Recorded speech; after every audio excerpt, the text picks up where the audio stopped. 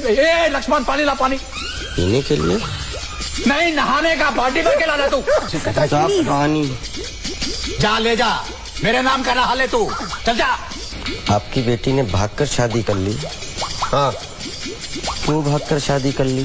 क्योंकि वो कॉलेज में रनिंग चैंपियन थी इसलिए। तो शादी हुई?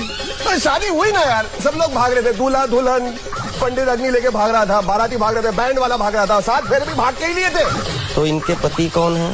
अरे भाई ये टेररिस्ट है या पॉलिटिशियन है कौन? इसलिए जाना है बाथरूम। वो मैं तय करूंगा ना, बाथरूम में मुझे क्या करना है। कपड़े मैंने धो लिए हैं।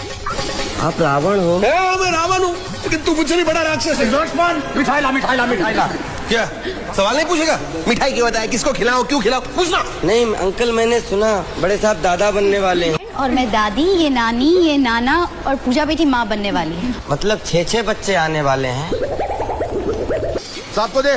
क्या फोन? नहीं, तेरे हाथ काट के दे दे। दाया या बाया? दोनों राक्षस, दोनों। तो अपना सामान उठा, आदि के कमरे में डाल, एसी चला और आराम से सो जा, चल जा। अभी?